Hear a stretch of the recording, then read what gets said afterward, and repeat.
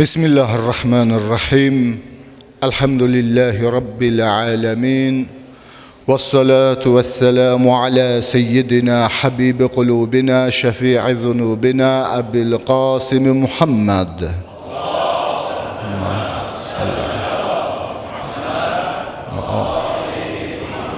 Ve ala alihi tayyibina tahirin el ma'sumin el mukerremin.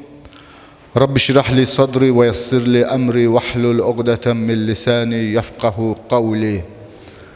قال الله تعالى في محكم كتابه ومن آياته أن خلق لكم من أنفسكم أزواجا لتسكنوا إليها وجعل بينكم مودة ورحمة إن في ذلك لآيات لقوم يتفكرون آمنا بالله وصدق الله العلي العظيم. Esselamu Aleyküm ve Rahmetullah ve Berekatuhu. Cümə gününüz mübarək olsun əziz möminlər. Allah Teala sizləri və bizləri bu günün bərəkətindən, rəhmətindən, məğfirətindən binəsib etməsin. Ailə cəmiyyətin nüvəsidir. Ailə insanı həyatının bütün mərhələlərində insanı qoruyan, ona rahatlıq verən, ona sevgi və məhəbbət aşılayan bir ocaqdır, bir mühitdir. İnsan ailədə məhəbbət, mehribançılıq, mərhəmət və bu cür ali dəyərlər içərisində ailədə böyüdükdə ruhi baxımından da, psixoloji baxımından da rahatlıq əldə eləyir. Ailə insanı hər cəhətdən qoruyan bir qaladır. Ona görə də hədislərimizdə nəql olunur Həzrət Rasulullah sallallahu aleyhi və səlləm Allahümme salli ala Muhammed ve ali Muhammed. Allah Resulü buyurur: "Ma buniye bina'un fil İslam ahabbu ilallahi Teala minet tezvic."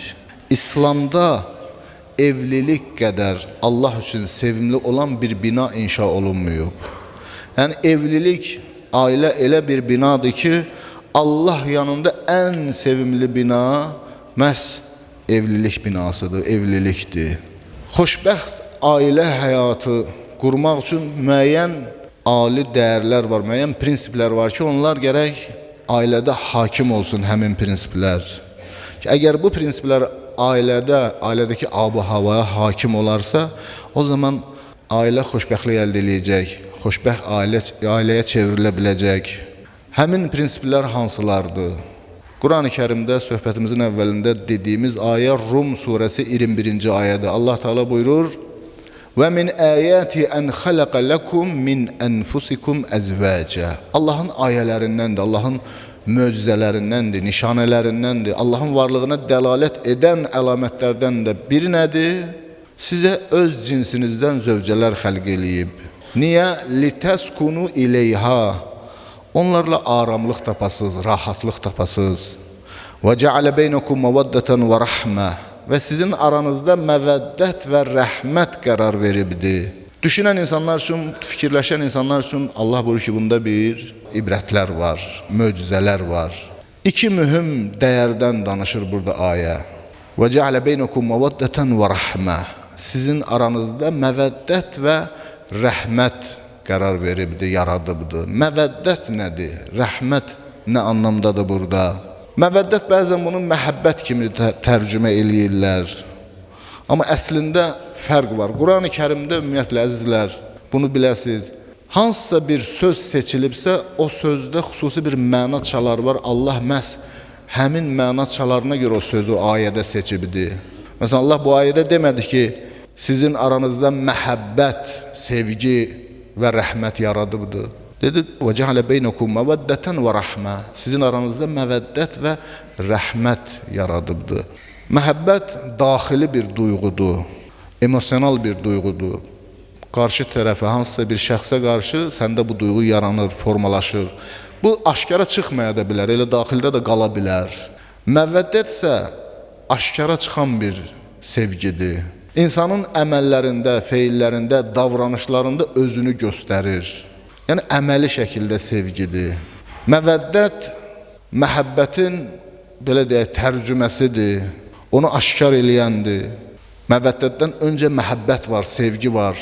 Bu sevgiden sonra əməldə gərək bu nəsin aşkara çıxsın. Ona görə də Qurani Kərimdə diqqət etsəz, Allah Teala Şura surəsində də "Qul la əsəlukum alayhi əcran illa'l mawaddata fil qurba." Ya Rasulullah de, mən bu dinin müqabilində sizdən yalnız qurba, əhl-i beytimə, yaxınlarıma məhəbbət bəsləməyinizdən başqa bir şey istəmirəm. Burada məhəbbət işlətmədi, məvəddət işlətdi. Yəni məvəddət göstərməlisiniz. Yəni əhl-i beyti əməli şəkildə sevməlisiniz.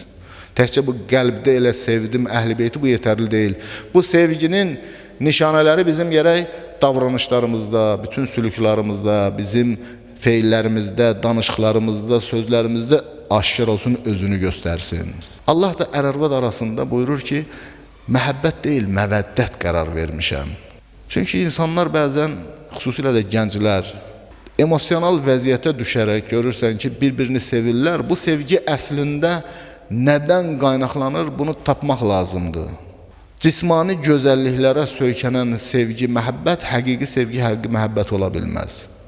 Ona görə də yalnız cismani, zahiri tərəflərə əsaslanan sevgi əsasında qurulan cütlüklər çox zaman görürsən ki, bir müddətdən sonra davamiyyət yoxdur, bir-birindən ayrıldılar.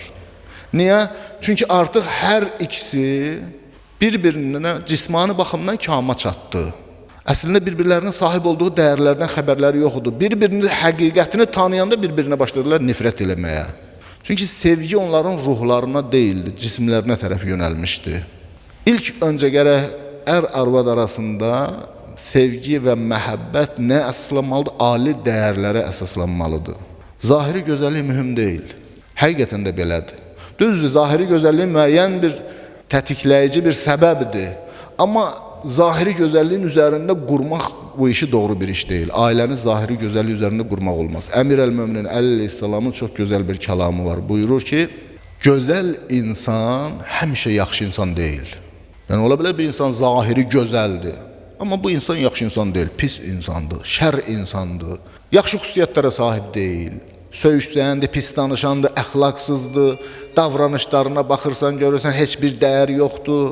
Əxlaqdan yoxsul birisidir. Amma zahiri gözəldir. Gözəl insan həmişə yaxşı deyil. Amma yaxşı insan həmişə gözəldir.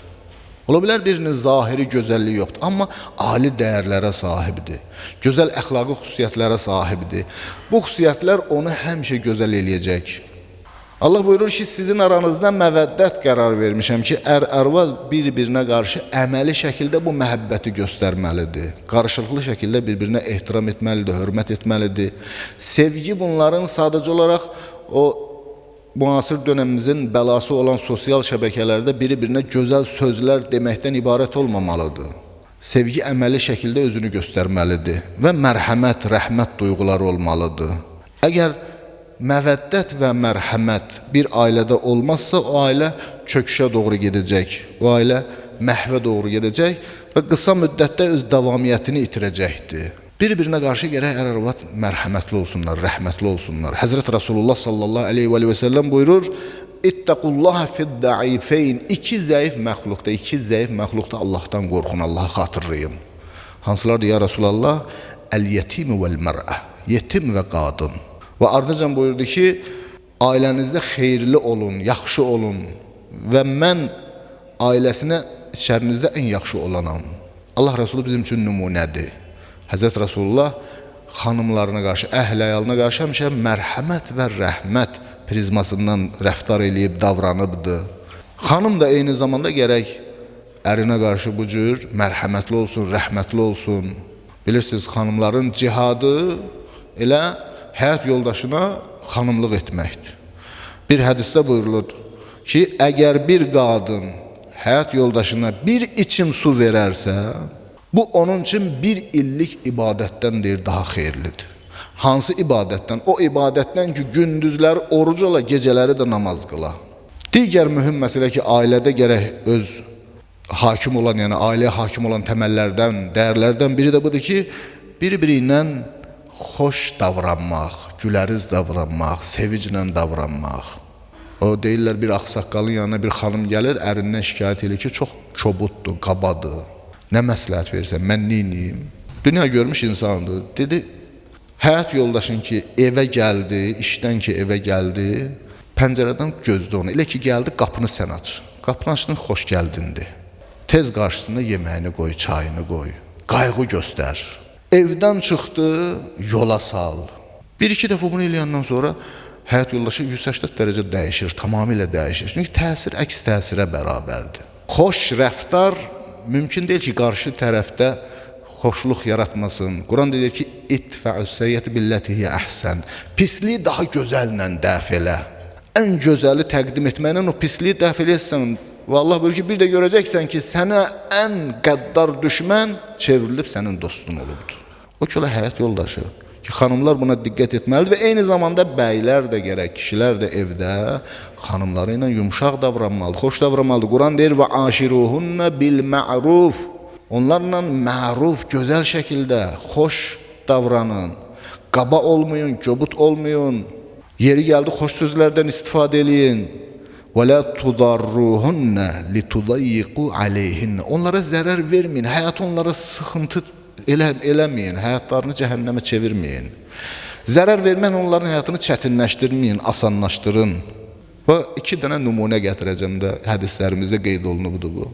Ki, biri bir xanım barəsindədir. İmam Cəfər Sadiq əleyhissalam nəql edir ki, bir nəfər gəldi Həzrət Rasulullah sallallahu aleyhi və səlləmin yanına, dedi, ya Rasulallah, mənim zövcəm elə ki evə girirəm, məni qarşılayır.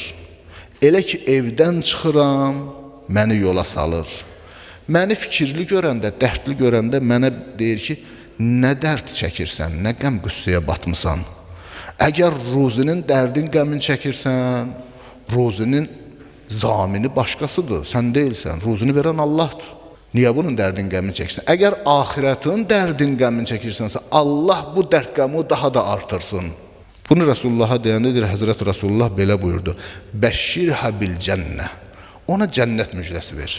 Onu cənnətlə müjdələndir və qulləhə və ona bu sözləri de ki, innəki amilətun min ummalillahi teala. Ki ona de ki, sən Allahın işçilərindən bir işçisən. Və ləki fi kulli yevmin əcru 70 şəhidə. Sənin hər günün üçün 70 şəhidin mükafatı, əcri var. Sənin hər günü ki, sən belə keçirirsən, hər günün üçün sənin 70 şəhidin əcr və mükafatı qədər mükafat veriləcəkdir. Digər bir hədisdə kişilər barəsindədir ki, İmam Əli əleyhissalam oğlu İmam Həsən əleyhissalama vəsiyyət eləyir. İmam buyurur ki, لا يكن أهلك أشقى الخلق bik. Ailən, xanımın sənə görə ən bədbəxt adam olmasın. Yəni sən onların bədbəxtlik səbəbi olma. Olur da bəzən görürsən ki, evin rəisi, evin böyüyü olacaq, hamıya qayğı göstərəcək kişi tüfeyli həyat keçirir. Hamını bədbəxt eləyib evdə. Hamının arzusu dilə gətirə bilməsə də arzusu budur ki, bu ölüb geçsəydi biz rahatlıq tapardıq, bir gün görərdik. Çünki bütün günü zülüm verir, hər kəsə zülüm verir. Xanımına zülüm verir, evlatlarına zülüm verir, valideynlərinə zülüm verir. Problem içərisində. İmam buyurur ki, elə etmə ki, həyat yoldaşın sənə görə ən bədbəxt olsun. Sən onun xoşbəxtlik mənbəyi olmalısan, sən onun sevinc mənbəyi olmalısan. Sən ondan qəm-qüssəni, dərdi, kədəri ondan aparan birisi olmalısan. Sən bir qala olmalısın ki, o sənə sığına bilsin. Amma sən onun bədbəxtçilik səbəbi olsan nə olacaq? Sənə daha da nifrət eləyəcək. Əmir-əl-Mömin əleyhissalam həqiqətən də misilsiz bir şəxsiyyətdir. Qısa kəlamları var ki, qısa hikmətləri var ki, Nəhcül Bəlağada da toplanıb, ayrıca da kitab şəklində çap olunub, Ğurərul Hikəm deyilən bir kitabdır. Bəzilərdə tərcümə olunub. Elə insan həyatında o qısa kəlmələrdən birini oxusa kifayət eləyər ki, ər-arvad arasında mütləq məhəbbət olmalıdır. Bu məhəbbətin olmaması böyük problemlər gətirib çıxarda bilər. Bir hədisdə Həzrəti Əmir-əl-Mömin əleyhissalam buyurur ki, İzə əhəbbətkə zəvcətükə azətkə. Xanımın səni sevsə, sənə əziyyət verəcək. Deyir, həyat yoldaşın səni sevsə, sənə əziyyət verəcək. Niyə? Nə cür əziyyət verəcək? Çünki xanımlar adətən qısqanc olur. Bu xanımın genetikasındadır. Amma bu qısqanclıq nöqsandır xanım üçün. Çünki qısqanclıq onun həyatını zəhərə çevirəcək. Ona görə də bəzi hədislərimizdə var ki, kişinin qısqanclığı qeyrətdəndir, imandandır.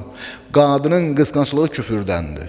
Qadın bəzən görürsən ki, bir kişini onun anasına da qısqanır, bacısına da qısqanır və bu da ailə daxili problemlərin baş verməsinə gətirib çıxardır. Bu qısqanclığı xanım gərək özündən dəf eləyə bilsin. Ona görə də Əmir əl-Möminin əleyhissalam bu ki, xanım, bu da sevgidən yaranır ha. Belə deyil, yəni qadın sevdiyini qısqanır. Bunun fizionomiyası bu cürdür. Onun da sınağı budur ki, bu qısqançlığı gərək özündən eyniyə qalib gələ bilər. Allah bunu bu cür yaradı. Sevdiyini qısqanacaqdır. Ona görə də Həzrət buyurur ki, Əl-mər'ətu izə əhəbbətkə, qadın əgər səni sevərsə, azətkə, sənə əziyyət verər. Və izə əbğəzatkə, amma sənə nifrət etsə, xanətkə, sənə xəyanət edər. Bütün xəyanətlərin, bax, başlıca səbəblərindən biri budur. Xanım əgər həyat yoldaşını sevmirsə, ona xəyanət edəcək. Qadın elə bir varlıqdır ki, bir qəlbində iki kişini sevə bilməz. Ya o öz həyat yoldaşını sevir, onu sevmirsə başqa birini sevir deməkdir. Və izə əbğəzatkə xanətkə, əgər sənə nifrət etsə, sənə xəyanət edəcək. Hələ ardı da var, bitmir, deyir. Rubbəmə qətələtkə, bəlkə də səni qətlə yetirəcək. Son dönəmlərdə xəbərlərdə oxuyursunuz da yəqin ki, xanım həyat yoldaşını öldürüb, başqa biri ilə birləşərək. Basırıb, üstündən də gül əkib, illərdir itkin düşən kimi qeyd alınıb, baxırıq, işin üstü açılıb ki, öldürüb, öz həyatında basılıbdır. Və rubbama qətələtkə, bəlkə də səni qətlə yetirər. Fəhubbuha əzə və bağduha dəun bilə dəva. Ki, qadının deyir, sevgisi bir əziyyətdir, nifrəti də elə bir dərddir ki, dərmanı yoxdur. Ona görə də ailədə kişi elə etməlidir ki, xanım ona qarşı nifrət hissi olmasın. Bu da davranışları ilə etməlidir bunu. Əmir əl-Mömin ona görə də tövsiyə edir İmam Həsən əleyhissalama ki, Lə yəkun əhlükə əşqəl xəlqi bik.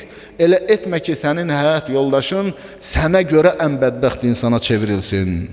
Və ailədə ən mühüm məsələlərdən biri də budur ki, xanımlar həyat yoldaşlarından müəyyən bir şeyləri tələb edərkən onun imkanlarına diqqət etməlidirlər.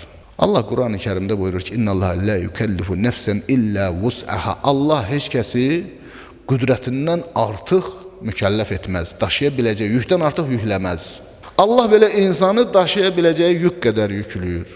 Ona görə də xanım gərək həyat yoldaşına o tələblərdəki bulunur, baxsın onun qüdrətinə, imkanına baxmalıdır. Peyğəmbər və Əhl-i Beytin həyatı bizim üçün örnəkdir, nümunədir. Əmir əl-Mömin əleyhissalam evə gəlib xanım Zəhra deyir ki, xanım evdə bir şey var yeməyə. Xanım Zəhra deyir ki, evdə heç nə yoxdur yeməyə ya Əli. 2 gündür evdə heç nə yoxdur. Əgər evdə bir şey olsaydı, onu nə özüm yeyərdim, nə balalarım Həsən Hüseynə verərdim, sənə verərdim. Həzrət deyir, bəs niyə mənə demirsən, gedim bir şeylər tapım, gətirim sizin üçün? Deyir, ya Əlim, mən Allahdan həya eləyirəm ki, səndən bir şey istəyəm, sənin onu gücün çatmaya. Sən onu eləyə bilməyəsən. Həya eləyirəm, ona görə də səndən bu tələbdə bulunmadım. Ailə həyatı ümumiyyətlə, bilirsiniz də tək bəy və xanımdan ibarət deyil, burada övladlar var, valideynlər var. Və bunun da müəyyən adabları var ki, bu adablara dinimiz hər bir şeyi təyin edib. Biz İslamın həqiqətən də gözəlliyini bəlkə də çox zaman bilmirik. Adətən insan bir şeyin içində yaşayanda ondan xəbərdar olmur. Ondan kənardan baxdıqda onun gözəlliklərini görə bilir. İslam insanın həyatının hər sahəsinə şamildir. İnsan hələ atasının belindədir, anasının bəhtnindədir. Oradan ta insan o qəbrə gedir, dəfn olunur. Hətta qiyamətə günü o qəbrin də belə bir hörməti var, bir hökmü var. Həyatımızın elə bir sahəsi yoxdur ki, dinimiz onu əhatə eləməsin. Eləcə də evlilik barəsində, ailə dəyərləri barəsində çox böyük tövsiyələr var ki, bunları yaşamaq lazımdır. İslamın gözəlliyi də bunda öz əksini tapır. Din təkcə bu vərəqlərdən ibarət deyil ki, oxuyaq, baxaq, bəhbəh deyə, yox. Dinin gözəlliyi onda görsənəcək ki, sən, mən fərd olaraq buna əməl eləyirik. Bu sənin, mənim fərdi həyatımızda, ictimai həyatımızda, ailə daxili həyatımızda, qonşularla rəftarımızda, insanlarla davranışımızda özünü göstərəcək. Onda biz bu dinə zinət olacağıq. Yox, belə olmasaq bu dinə tənə olacağıq. İmam Cəfər Sadiq əleyhissalam, bilirsiniz də, nə dedi tərəfdarlarına? Kunu lənə zeynən və la tekunu aleynə şeynən. Bizim üçün zinət olun. Bizim üçün tənə yeri olmayın. Yəni insanlar sizə baxanda bizə tərifləsinlər ki, görürsünüz Cəfər Sadiqin ardıcılıdır. Sizi pis əməllərinizi görüb bizə tənə vurmasınlar. Və müsəlman da gərək İslamın qaydalarına, o ədəb qaydalarına, İslamın hökmlərinə, bunların hamısına görə əməli şəkildə riayət eləsin. İnanc məsələlərinə yanaşı əməl də mühümdür. Quran-ı Kərim heç vaxt imanı əməldən ayırmır. Allah dəfələrlə Quranda açın baxın buyurur: "Əlləzinə əmənu və amilus salihat." O kəslər ki, iman gətirib salih əməl edərlər. İmanla salih əməl Allah bir-birindən ayırmayıb. Bu ikisi olmalıdır. İleyhi yerfa'ul kelimut tayyibu vel amelus salihu yerfa'u. Quran deyir, xoş söz Allaha doğru qalxır.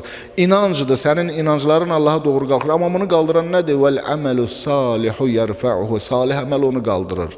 Salih əməlin olması nə? İnancın doğru olsun. Qiyamətin günündə o əməl, o inancın qalxmayacaq yuxarı.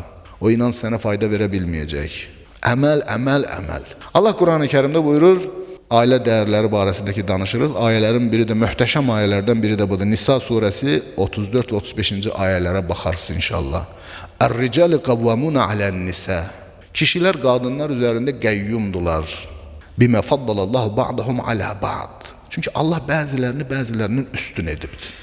Və bimə ənfəqu. Və eyni zamanda kişilər nə edir? Nəfəqə, dolanışığı təmin edirlər. Buna görə də qadınlar üzərində kişilər nədir? Qavvamdılar. Bu ayə diqqət etsək, qavvam, qəyyumluq, yəni himayə eləyəndilər. Başqalarının işlərini islah edəndilər, başqalarının işlərini idarə edən mənasındadır qəyyum. Qəyyum o kəsə deyirlər ki, onun öhdəsində müəyyən insanlar onları himayə edir. Kişi ailədə qəyyum olmalıdır. Onların bütün çətinliklərini, problemlərini o həll etməlidir. Hamının himayəçisi olmalıdır. Və ardınca digər ayədə buyurur ki, və in xiftum şiqaqə beynihima. Əgər ər-arvad arasında çat baş verəcəyindən qorxsanız, fəb'asu hakəmən min əhlihi və hakəmən min əhliha. Bir hakim qadın kişi tərəfdən, bir hakim də qadın tərəfdən çağırın. İn yuridə islahan. Əgər islah istəsələr, yuvafiqillah beynihima. Əgər islah istəsələr, Allah onların arasını düzəldəcək, Allah müvəffəq eləyəcəkdir. İnnəllaha kənə alimən xəbira. Allah hər şeydən xəbərdardır, hər şeyi biləndir. Ayə gör nə deyir bizə? Deyir, əgər kişi ilə qadın arasında çat baş verəcəyindən qorxsanız, yəni hələ problem baş verməmiş, məsələni həll eləyin. Gözləməyin ki, problem baş versin, ondan sonra müdaxilə eləyək, yox. Qorxu var ki, bu iki gənc evlənibdir, bir çat baş verəcək. Və diqqət eləyin ifadəyə. Deyir, çat baş versə, iki fərqli bir şey birləşsə, o ikisinin arasında çat baş vermir, onlar qopur. Birləşmişdilər, qopdu. Çat nədə baş verir? Vahid bir varlıqda baş verir. Məsələn, bir lis şüşə çat verə bilər ortadan. Amma iki ayrı şüşəni sən birləşdirirsən, o qopacaqdır. Yapışqanla yapışdırmışdın, qopdu. Allah ərlə arvadı bir vahid varlıq adlandırır. Deyir, və in xiftim beynəhumə şiqaq. Və in xiftim şiqaqa beynəhimə. Əgər onların arasında şiqaq, çatın baş verməsindən qorxsanız, bir hakim o tərəfdən, bir hakim bu tərəfdən. Hakimi seçəndə də öz ailənizdən seçin. Niyə? Çünki birincisi sirri bayıra çıxartmaz. Ailənin sirrini kənara çıxartmaz. İkincisi, bu da bu nəsildən, bu ailə üzvündən olduğu üçün çalışacaq ki, düzəlsin. Kənardan hakim seçdin, onun çox devecinədir ki, bu iki gənc həyatlarını bir yerdə davam etdirəcəklər, yoxsa boşanmaya gedəcəklər. Onun üçün əhəmiyyət kəsb eləməyəcək. Amma hər iki tərəfdən olan münsif hakim, hər iki tərəfdən qan bağı olduğu üçün çalışacaq ki, bu iş düzələnə doğru getsin. İn yuridə islaha. Əgər islah istəsələr, Allah müvəffəq eləyəcək. İslah nədir? İslah o deyil, yəni kişi deyən keçib baş verməlidir. Və ya qadın deyən olmalıdır. Yox, islah Allah istəyəndir. Əgər hər ikisi Allah istəyəni istəsə, Allah onları biri-birinə müvəffəq eləyəcəkdir. Buna görə də ailədə ən mühüm dəyərlərdən bax, biri də sevgi, məhəbbətin bayaq qeyd etdiyimiz kimi mütəbadil, yəni qarşılıqlı olmasıdır. Bir-birinə qarşı ər-arvad, eyni zamanda övladlar varsa, ata övladlarına qarşı, övlad atalar, ataya qarşı, bir-birinə qarşı məhəbbət göstərməlidirlər, bir-birinə qarşı qayğı göstərməlidirlər. Əgər belə olmasa, bu ailə dağılmağa doğru gedəcək bir ailədir. Qarşılıqlı sevgi məhz ailədə bir çıraqdır ki, onu bax, bu həyatda bu yolunu davam etdirə bilir. Xoşbəxtlik sahilinə gətirib çıxarda bilir bu ailə gəmisini. Rəhmət. Allah Rəsulü gör nə buyurur? İmam Cəfər Sadiq əleyhissalamdan da buyurur ki, İnna Allah azze və cəllə lə yərhamur rəculə li şiddəti hubbihi li vələdihi. Allah bir kişiyə rəhm eləyər, niyə? Övladını çox sevdiyinə görə. Ata övladlarına məhəbbətini əsirgəməməlidir. Rəhmətini, məhəbbətini göstərməlidir. Biz məsələn, bəzi adətlərimiz vardır. İndi bəzilərimiz bunu bəyənirik, bəzilərimiz bəyənmirik. Məsələn, qədim zamanlarda insan öz uşağını, balaca körpəsini atasının yanında, valideynin yanında qucağına almazdı. Qucağına almazdı ki, eyib sayılardı ki, sən ağsaqqalın yanında uşağı qucağa alırsan. Bu bizim indi milli mentalitetimizdən gələn bir şeydir ki, indi bu adətə əməl edən yoxdur. Amma biz Peyğəmbər və Əhl-i Beytin həyatına baxanda fərqli bir şeylər görürük, belə deyil. Həzrət Rasulullah, İmam Həsən, İmam Hüseyni sahabənin yanında alıb qucağında oxşuyur, öpür. Biri deyir ki, ya Rasulallah, mənim 10 dənə övladım var, heç bir dəfə birinin üzünü öpməmişəm. Allah Rasulü buyurdu ki, Allah sənin qəlbindən rəhmət, mərhəməti çıxardıbsa, mən nə edim? Yəni, sənin rəhmət yoxdur qəlbində, mərhəmət yoxdur qəlbində. İnsan qəlbində mərhəmət, rəhmət olar. Övladımızdan məhəbbəti əsirgəməyək ki, sonra övladımız gedir, dərdini başqalarına danışır. Gedir, başqa dəstələrə qoşulur. Bunun bir çox səbəbləri bilsin nədir? Ailədə övlad içində olanları deyə bilmir. Çünki biz övladlarımızla öz aramızda bir bariyer yaratmışıq, böyle bir hasar tikmişik və elə bir qorxu hakimiyyəti yaratmışıq ki, gəlib dərdini bizə deyə bilmir. Amma ona biz qayğı göstərsək, məhəbbət göstərsək, o gəlib dərdini, qəmini də evin böyüyünə bölüşə biləcəkdir. Ona görə də mütləq və mütləq mərhəmət, rəhmət və sevgi ailədə hakim olmalıdır. Digər bir mühüm məsələ, qarşılıqlı əməkdaşlıq olmalıdır ailədə. Ailəyə hamı dəstək olmalıdır. Elə bir nəfər işləyib, əziyyət çəkib, o biriləri də veriyəyim, örtüyatım məsələsi olmamalıdır.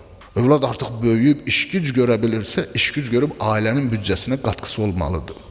Xanımın ailə büdcəsinə bir qatqısı olmalıdır. Şərt deyil ki, mütləq məsələn, qeyb bayırda işləməlidir.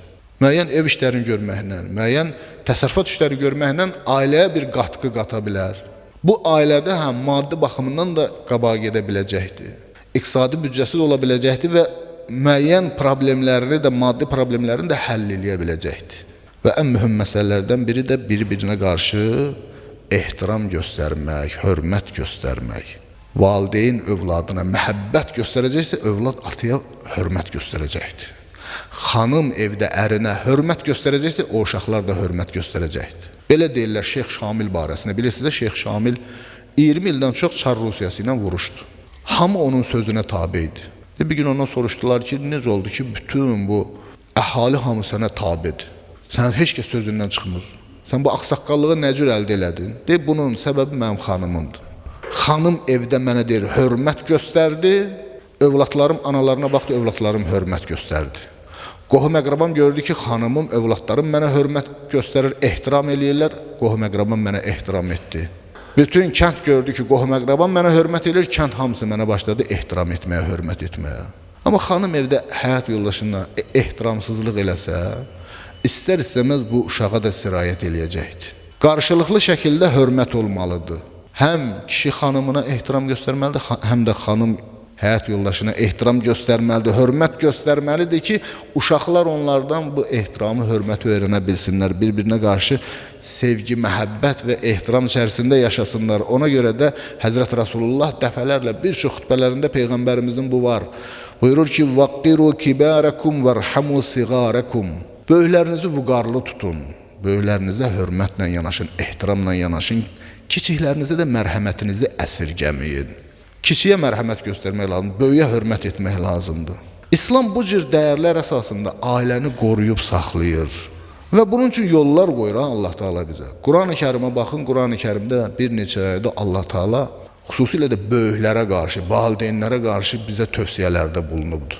Bəqərə surəsi 83-cü ayədə Allah buyurur ki, və iz əxəznə mithaq bəni İsrail. Biz bəni İsraildən əhd peyman aldıq. Nə əhd peyman aldı Allah onlardan? Dedilər, ancaq ibadət eləyin. Yox. Nə idi o əhd peyman? Allah buyurur, لا تعبدون إلا الله وبالوالدين إحسانا.